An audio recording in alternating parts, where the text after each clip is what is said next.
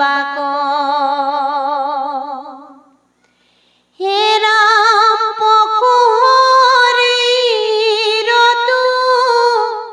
ইন্দ্ৰিয়ৰ সুখ সমস্তে দেহত পাৱে পূৰ্বৰয় দিছে যত্ন নকৰিবে আপুনি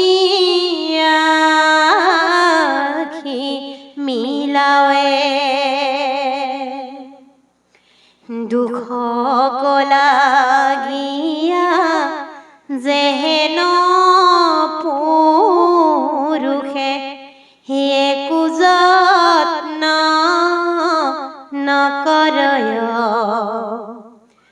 তথাপিতো আনি মিলায় দৈবে অন্তে দুখ নপাৱয়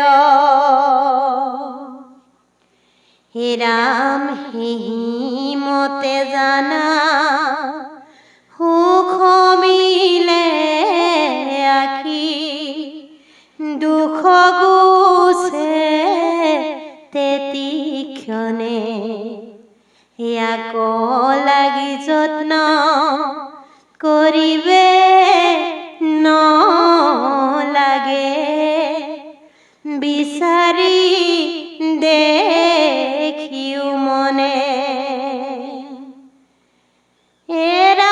এৰাম কেৱল খেয়ায়ো ব্যৰ্থ হোৱে মাত্ৰ পৰম দুখক পাৱে হিমত শ্ৰম কৰিলে জানিবা একোৱে সুখ নপাৱে কৃষ্ণ কৃষ্ণ গতিকে প্ৰভু ভগৱন্তই আমাক মনুষ্য শৰীৰটো দিলে ভক্ত প্ৰহ্লাদেও কৈছে যে বিষ্ণুৰ চৰণ এমত দুৰ্লভ জন্ম পায়া যিটো ভকতিক আচৰুক কাম্য কৰ্ম যত মিছা হেন জানি তাকাও বাঞ্ছা নকৰো তাৰমানে যিমান পাৰো আপুনি মই এতিয়া শৰীৰ ভক্তি কৰিব লাগিব কাৰণ জীৱনটো অথিৰ বুলি কোৱা হৈছে বৰগীতা ভাগত আছে নহয় পাৱে পৰি হৰি আপুনি অকণ গাই দিয়ক পাৱে পৰি হৰি কৃষ্ণ কৰো কাতৰি প্ৰাণ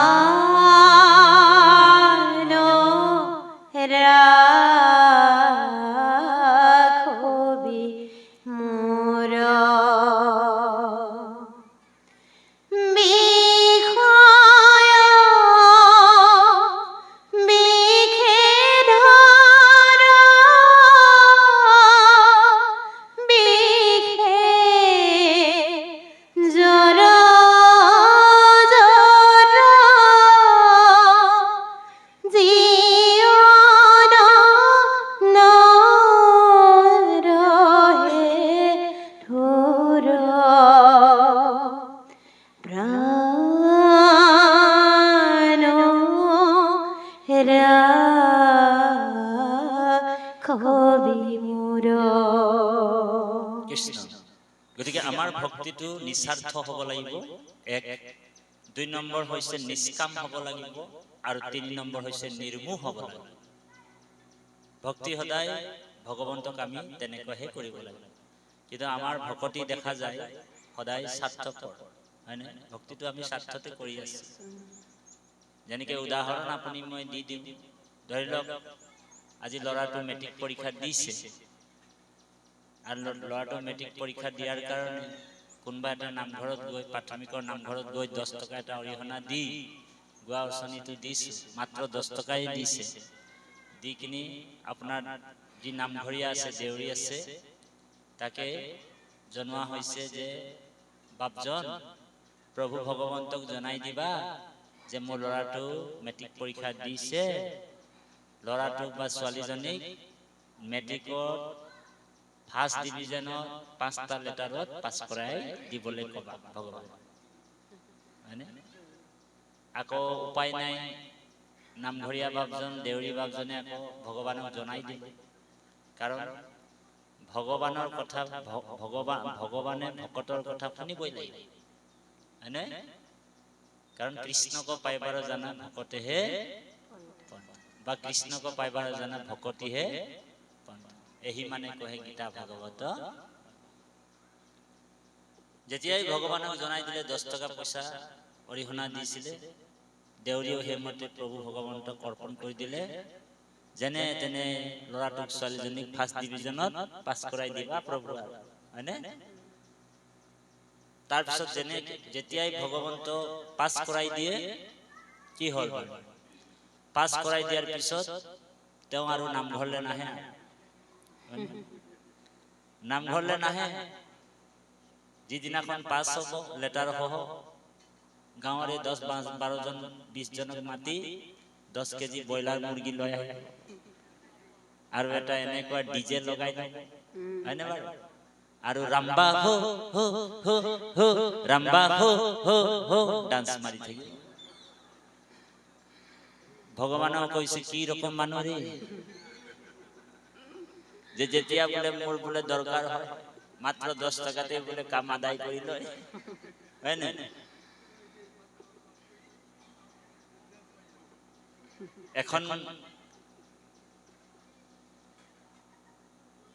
এখন গাঁৱত মানে এজন মানুহে ব্যৱসায়ৰ কাৰণে গৈছিলে, অকমান আঁতৰত ব্যৱসায় কৰে।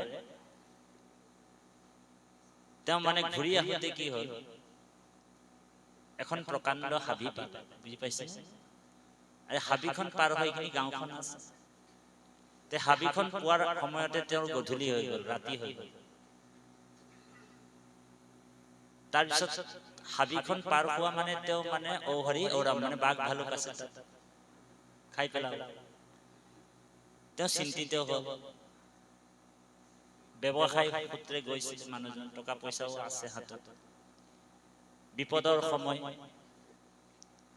ডকাইত চকাইতো থাকিব পাৰে বুলি তেওঁ মানে কি কৰিম কি নাই এনেকুৱা ভাবোতে ভাবোতে ঈশ্বৰৰ কথা মনত পৰিল যে ভগৱানৰ বাহিৰে মোক কোনো ৰক্ষা কৰিব।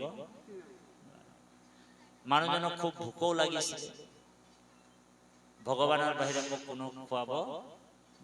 তেওঁ ঈশ্বৰক চিন্তা কৰি কৰি আহি থাকোতেই সেই হাবিৰ মাজতে আন্ধাৰ হৈ গ'ল, দুৰ্ঘোৰ আন্ধাৰ হৈ গ'ল। তেতিয়া তেওঁ মানে আৰম্ভ কৰি দিলে প্ৰাৰ্থনা এভাগ। বুজি পাইছেনে? আপুনি মই যেনেকে ৰাতিপুৱা প্ৰাৰ্থনা এভাগ গাওঁ, কি বুলি গাওঁ আৰু?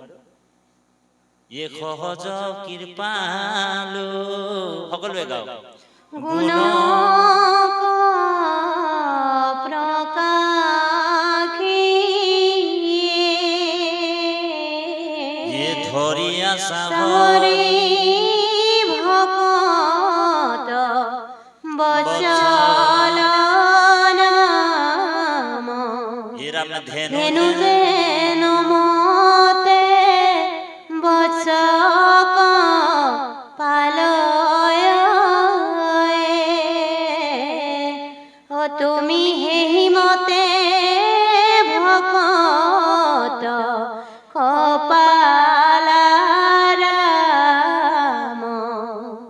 তুমি সেই মতে ভকত কপালাৰাম।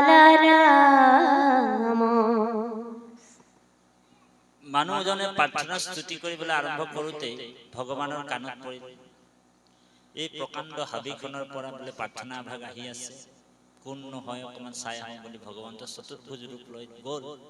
দেখিছে এজন মানুহে প্ৰাৰ্থনা কৰিছে, মানুহজন বিপদত পৰিছে। ভগৱান ঢেৰেংকে আহিল, আহাৰ পিছত কৈছে বৎস তোমাৰ কি হ'ল কোৱা? তেতিয়া মানুহজনে কৈছে প্ৰভু কি কম, মই বোলে মোৰ গাঁওখন এই হাবিখন পাৰ হোৱাৰ পিছত গাঁওখন পৰে, এই হাবিখনত মোক মানে পাৰ হ'ব নোৱাৰো, বাঘ ভালুকৰ কথা, লগতে মোৰ উদৰত বহুত ভোক আছে, গতিকে কৃপা কৰি আপুনি এটা কিবা ব্যৱস্থা কৰি দিয়ক। তো ভগৱানৰ চিন্তা কৰিলে, চিন্তা কৰাৰ পিছত সেই মানুহজনৰ কাৰণে সেই হাবিখনতে এটা প্ৰকাণ্ড আম গছৰ সৃষ্টি কৰিলে। আৰু আম গছটোত একদম হালধীয়া হালধীয়া মানে পকা পকা আম ব্যৱস্থা কৰে। আৰু ভগৱান অন্তৰ ধ্যান হৈ গ'ল, ভগৱান গুচি গ'ল। আম গছৰ সৃষ্টি হৈ গ'ল, কিন্তু মানুহজন মানে ভগৱান গুচি গ'ল, মানুহজনক এৰি থৈ। ভগৱানটো গুচি গ'ল, আম গছটো ওখও আছিল, শকতো আছিল, মানুহজনো শকত। ধৰি লওক উদাহৰণ কাক দিম, ইয়াততো নাই শকত। ধৰি লওক আমাৰ সেই বাপজনক দিছো, অকমান শকত আছে বাপজন, আমাৰ প্ৰাক্তন সভাপতি বাপ। ও হৰি বেয়া নাপাব, এই শকত মস্ত মানুহ। গতিকে আম গছটোত উঠিব নোৱাৰে। তেওঁ আকৌ ভগৱানক প্ৰাৰ্থনা কৰিলে যে ভগৱানৰ বাহিৰে মোক আৰু আম গছটোত কোনো উঠাব নোৱাৰে। কি বুলি প্ৰাৰ্থনা কৰিছে আমি সকলোৱে গাম দেই প্ৰাৰ্থনা। কৃষ্ণ এই আমি যত জীৱ তোমাৰ পালন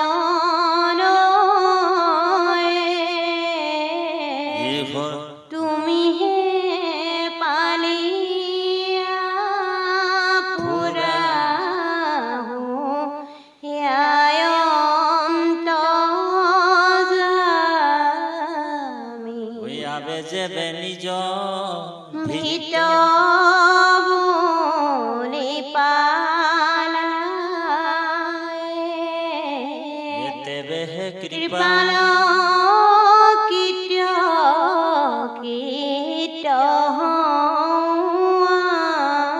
আমি রাম তেবে কৃপাল কীট আমি। আৰু হাবিখনৰ পৰা স্তুতি আহি আছে, ভগৱানৰ কাণত পৰিল। ভগৱানে কৈছে আকৌ কোন মাতিছে, প্ৰাৰ্থনা কৰিছে। যেনেকে আপুনি মই ৰাতিপুৱা গধূলি সেৱা কৰো নহয় ভগৱানৰ কাৰণে, হয়নে?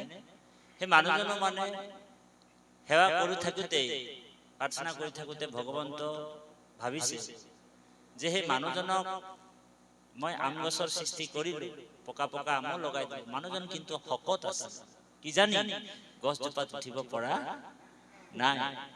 গতিকে মই তাৰ ওচৰত যাব লাগিব। ভগৱান গ'ল, দেখিছে সঁচাকৈ মানুহজনৰ ফালে চাইছে, মানুহজন শকত মস্ত মানুহ, উঠিব পৰা নাই। ভগৱানে কৈছে কি হ'ল বোপাই?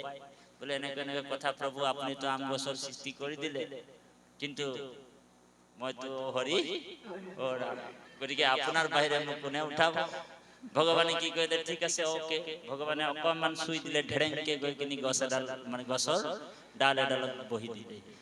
আৰু ভগৱান মন্ত্ৰ ধ্যান হৈ গ'ল। তেওঁ পকা পকা আম দেখা পালে, ভাবিলে কৃষ্ণৰ কৃপা, ভগৱানৰ কৃপা। একদম একফালৰ পৰা ভোকত আছিলে মানুহজন, ধুম ধাম পকা পকা আম বিলাক খাবলৈ আৰম্ভ কৰিলে, উদৰ ভৰাই খাইছে। খাওঁতে খাওঁতে খাওঁতে কি হ'ল, ঘৰলৈ মনত পৰি গ'ল।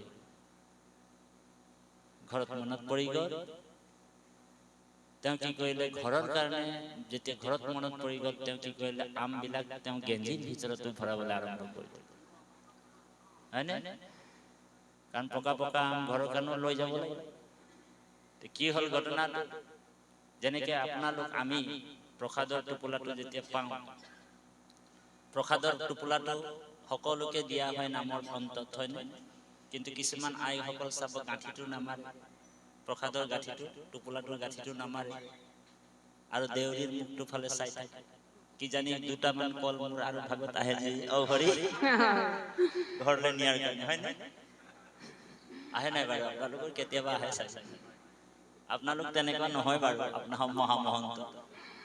আমি সদায় গাঁঠিটো খুলি ৰাখো, দেউৰীৰ মুখটো ফালে চাই থাকো, দুটামান কল কিজানি আকৌ পাওঁ নেকি, হয়নে? তো মানুহজনে মানে পুৰা মানে গেঞ্জিৰ তলত ইফালে ইফালে ভৰাওঁতে ফুল লডিং হৈ গ'ল। তলফালে চাই দিলে, সৰ্বনাশ, মই এতিয়া নামিম কেনেকে? আমটো খাই ললে, ভৰাইও ললে, কিন্তু তলফালে চাই দিলে, সৰ্বনাশ, মই নামিম কেনেকে? ভগৱানৰ বাহিৰে আৰু মোক নমাব কোনো নোৱাৰে। আকৌ প্ৰাৰ্থনা স্তুতি আৰম্ভ কৰিলে। কি প্ৰাৰ্থনা কৰিছে সকলোৱে গাব লাগিব?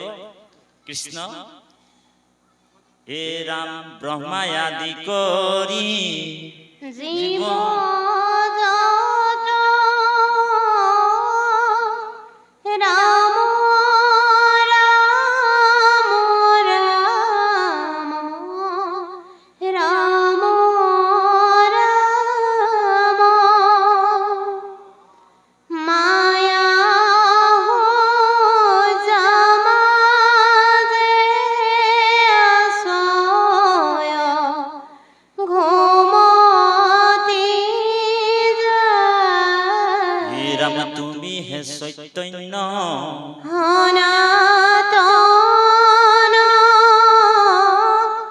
রাম রাম রাম রাম রাম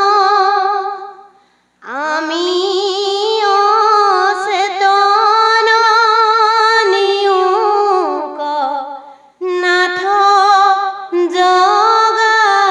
হে রাম জগায় ক্ষুদ্র সুখে বহু আশা করে ও ভব ভবকূপে জীব আছে পরে কৃষ্ণ কালৰ হৰপে দংশী হৰিল চেতন তাৰ মুখ্য ৰূপে তজ বাক্যমৃত কৃপায়ে হিংসিয়া প্ৰতিনিত দয়াময় কৃষ্ণ কৰি কৰি মুক উদ্ধাৰ ৰাম দয়াময় কৃষ্ণ কৰি তাক উদ্ধাৰ ভগবান ভাবিছে কোন আৰু প্ৰাৰ্থনা কৰিছে ভগৱানে গম পাই গল যে মানুহজন শকত আছিল তেওঁ নামিব পৰা নাই ভগৱন্ত ঢেৰেংকে আহি উপস্থিত হল দেখিছে ওপৰ ফালে মানুহজন ঔ হৰি ঔ ৰাম লাগি আছে গছৰ ওপৰত। ভগৱান অকমান চতুৰ হৈ গল বাৰে বাৰে সি মাতি আছে ভগৱানো এবাৰ চতুৰ হৈ গল ভগৱান এনে উদাৰ চৰিত্ৰ কিন্তু এইবাৰ কিন্তু ভগৱান অলপ চতুৰ হৈ গল বৎস কি হল তোমাৰ ওপৰ ফালে চাই কৈছে ভগৱান তেতিয়া মানুহজনে কৈছে প্ৰভু আপুনিতো আম গছৰ সৃষ্টি কৰি দিলে পকা পকা আমো লগাই দিলে বৰ ধুনীয়াকে মই খালো আৰু আপুনিতো জানেই মইতো শকত মানুহ এতিয়া নামিম কেনেকে প্ৰভু আপোনাৰ বাহিৰে মোক কোনে নমাব আপুনি নমাব পাৰিব হয় নাই তেতিয়া ভগৱানে কৈছে বাৰু সেই আম গছৰ কথাটো বাদ দিয়া আৰু আমুক চামুক চব বাদ দি এটা কথা কওকচোন মই তোমাক আম গছৰ পৰা নমাই দিম তুমি মোক কি দিবা প্ৰথমে সেইটো তোমাকতো মই বহুতখিনিয়ে কৰি দিলো কিন্তু তুমি মোক কি দিবা তুমি মোৰ ভকতি কৰিবা তেতিয়া মানুহজন কৈছে ভগৱানক বোলে তোমাৰ ভকতিটো মই কৰি আছো প্ৰভু আম গছত উঠি কাৰ স্তুতি কৰাৰ কাৰণে আপুনি আহিছে কওকচোন আপোনাৰতো প্ৰাৰ্থনা কৰিছো আপোনাকে স্তুতি কৰিছো আৰু এই যে পকা পকা আমবিলাক দেখিছে এইবিলাক আপোনাৰ কাৰণে ছিঙি ৰাখিছে বোলে ও হৰি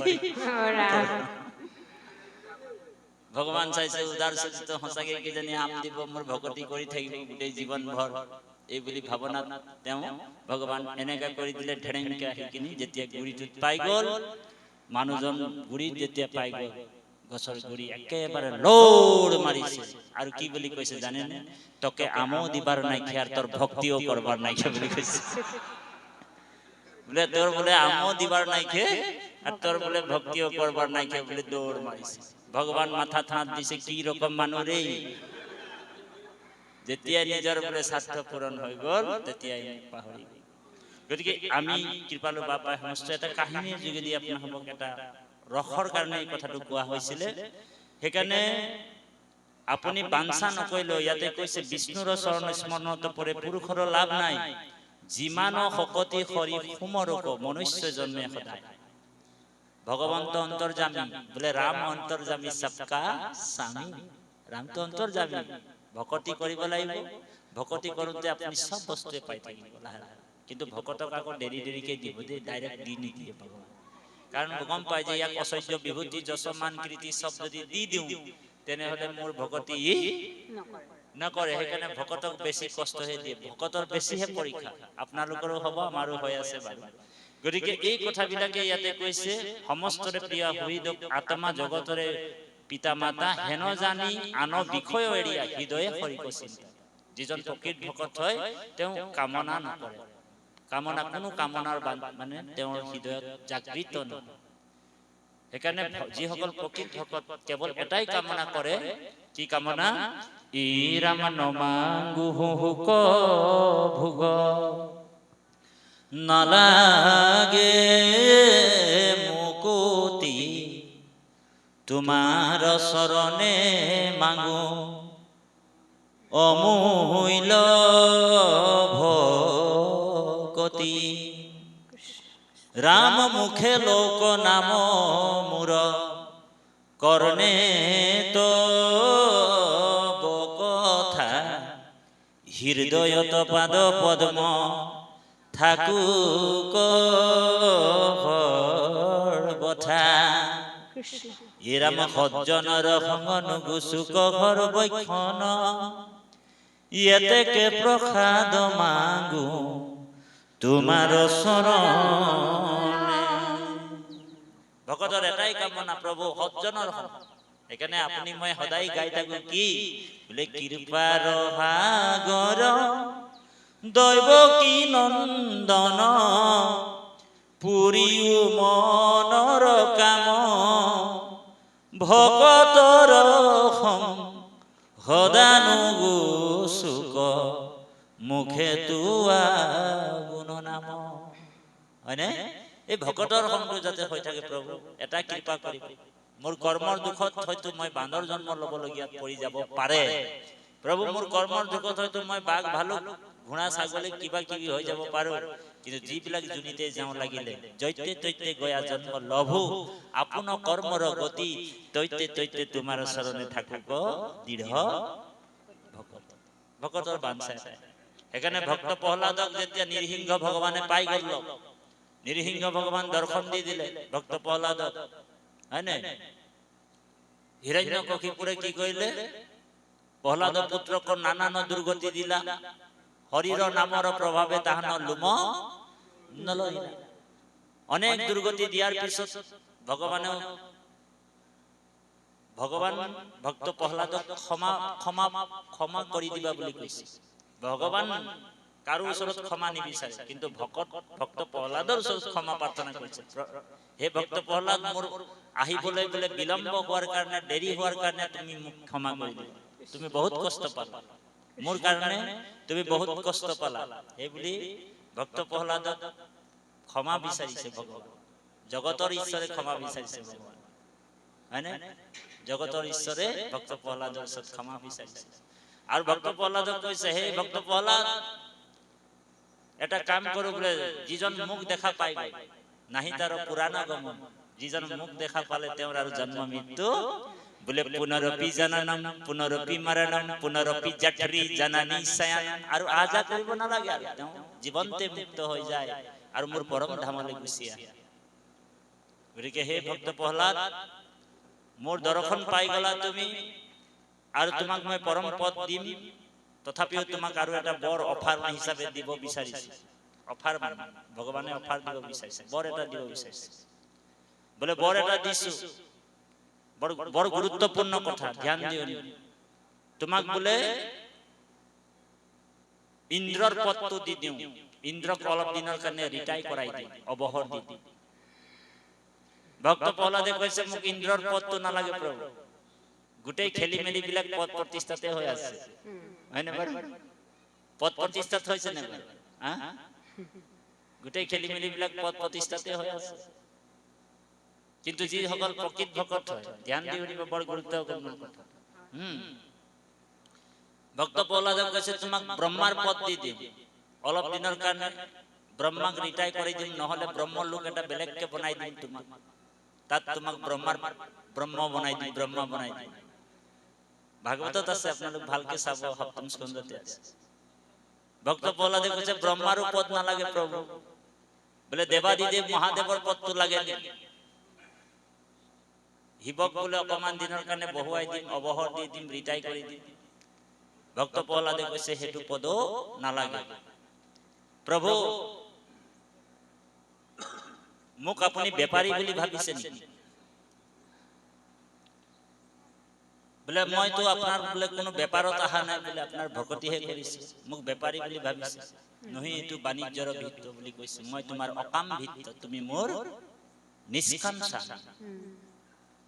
গতিকে বৰ সাংঘাতিক এটা দৰ্শন ইয়াত সোমাই আছে ভক্ত প্ৰহ্লাদৰ চৰিত্ৰত। ভক্ত প্ৰহ্লাদে কৈছে যিজন ব্যক্তিয়ে তোমাক খোজে, যিজন ভকতে তোমাক খোজে সেইজন তোমাৰ ভকত হব নোৱাৰে। যিজন তোমাক বিচাৰে প্ৰভু সেইজন তোমাৰ ভকত হব। তাৰপিছত কৈছে হে ভক্ত প্ৰহ্লাদ, তথাপিও তোমাক মই বৰ দিম বুলি ক'লে ভগৱানৰ কথাটো ভক্ত প্ৰহ্লাদে ৰাখিল যে প্ৰভু মোক এনেকুৱা এটা বৰ দিয়া। বোলে কি বৰ?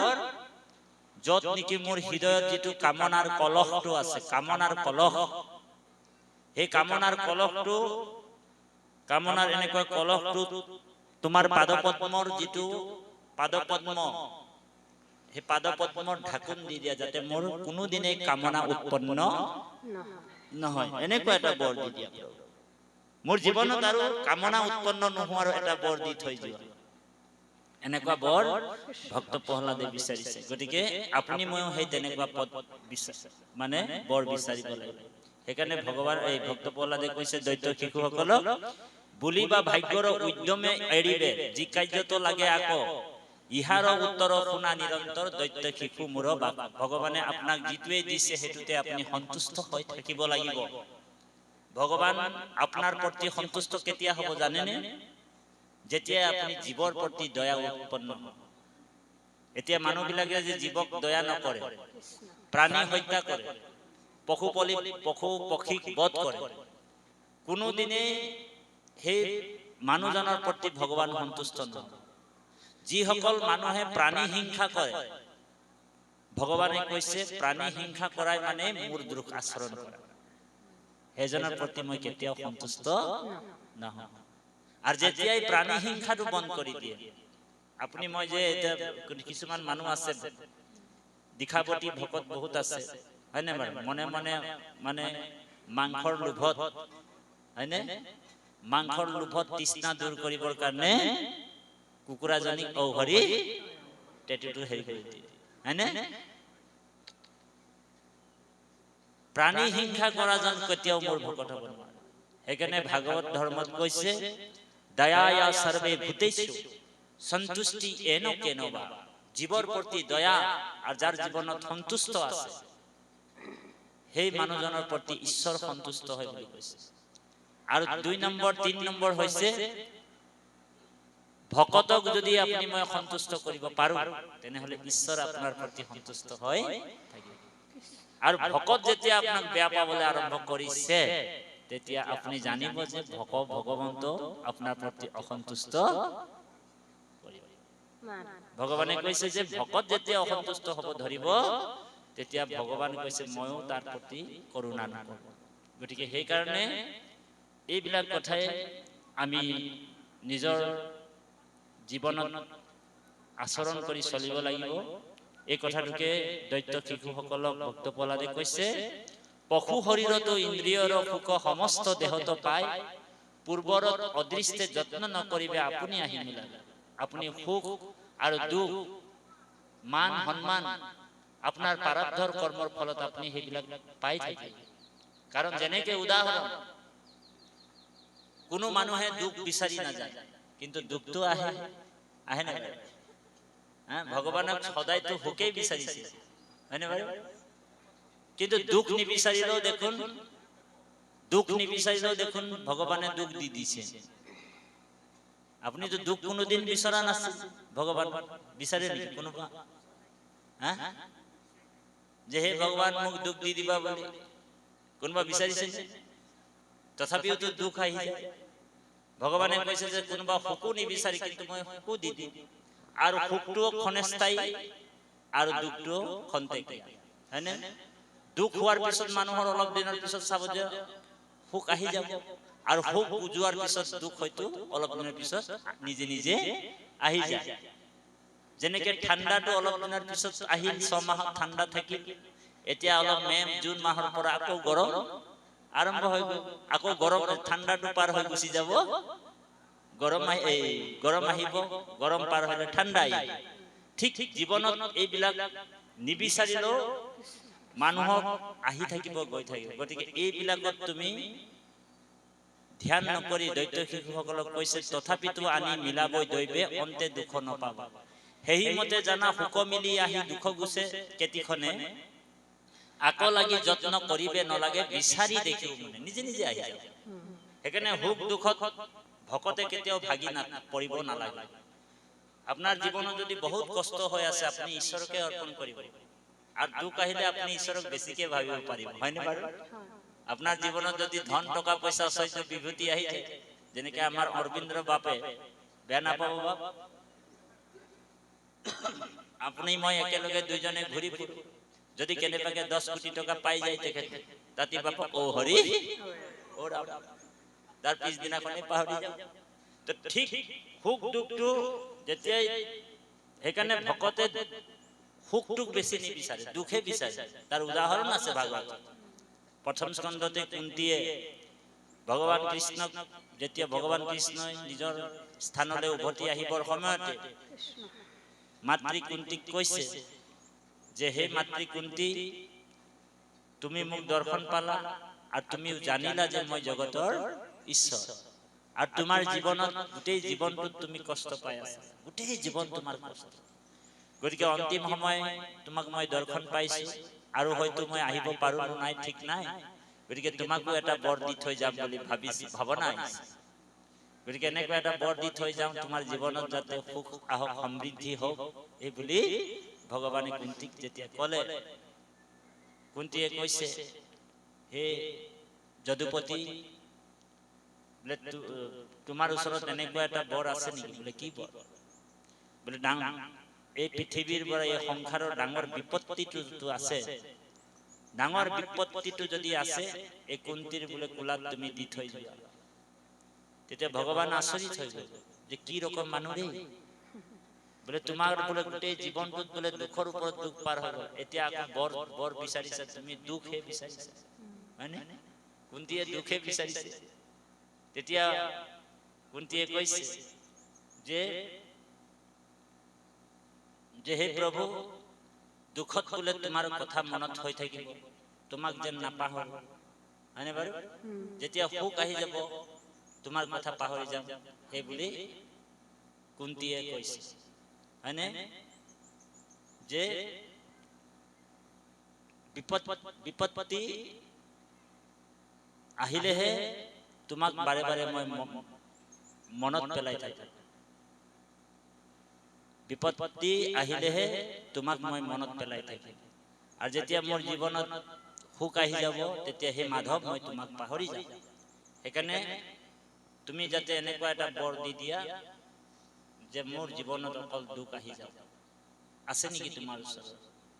তেতিয়া ভগৱানে আচৰিত হৈ গ'ল যে প্ৰকৃতাৰ্থত ভকত তুমি, কাৰণ মোক পাই যোৱাৰ লগে লগে মানুহে কি নিবিচাৰে, ভগৱানক পালে আপুনি মই কি বিচাৰিম? আৰু এজন ভকত আছিলে পৃথু ৰজা নামৰ। পৃথু ৰজা এনেতো ভগৱন্তৰে অৱতাৰ আছিল, যদিও অন্তিম সময়ত ভগৱন্ত বনমালী প্ৰভুৱে পৃথু ৰজাক দৰ্শন দিছে, তুমি আমি অভিন্ন আত্মা, গতিকে সেই পৃথু ৰজা, তুমি এটা নিৰ্দিষ্ট কামৰ কাৰণে তোমাক মই পঠিয়াইছিলো। এই পৃথিৱীখন যেতিয়া খলা বমা হৈ আছিল, পৃথিৱীখনক একেবাৰে সমান কৰি পেলালে পৃথু ৰজা, সেইকাৰণে তাৰ নাম মানে পৃথিৱীখন সমান কৰাৰ কাৰণে পৃথু ৰজা। তো পৃথু ৰজাক কৈছে যে তোমাক মই বৰ এটা দিব বিচাৰিছো, তোমাক এটা বৰ দি যাম বুলি ভাবিছো, ভগৱানে কৈছে। তো পৃথু ৰজাই কৈছে, হে প্ৰভু, যে মোক এনেকুৱা এটা বৰ দিয়া যে মই দুখন কাণেৰে তোমাৰ বোলে নাম, তোমাৰ গুণনাম, তোমাৰ মানে শ্ৰৱণ কীৰ্তন কৰি তৃষ্ণা মোৰ দূৰ হোৱা নাই। মোক এনেকা এটা বৰ দিয়া যে মোৰ 1000টা কাণ হৈ যাব, 1000টা কাণ, সহস্ৰ কাণ বিচাৰিছে, যাতে 1000টা কাণত মই তোমাৰ নাম গুণ শুনি থাকি। ভগৱান আচৰিত হৈ গ'ল যে মোক বোলে দৰ্শন পালে কোনোবা বোলে দোকান বিচাৰে, মোক দৰ্শন পালে বোলে মাকান বিচাৰে, আৰু তুমি বোলে কাণ বিচাৰিছা, বোলে কি ৰকম মানুহ ৰে। বুজি পাইছে? মোক বোলে লগ পালে কোনোবা দোকান বিচাৰে, হয় নহয়, ভাল দোকান বোলে ভাল ব্যৱসায় চলক, মোৰ ভাল এটা দোকান হওক। কোনোবা বোলে 2 মহল বিল্ডিং মাকান বিচাৰি থাকে, আৰু তুমি দেখোন দুটা কাণৰ জেগাত 1000টা কাণ বিচাৰিছা। গতিকে তথাস্থ হ বুলি কৈ ভগৱান গুচি গ'ল। সেইকাৰণে ভকতসকলৰ কামনাবিলাক চাওক আপোনাৰ। গতিকে আমাৰো কামনা তেনেকুৱা হ'ব লাগিব।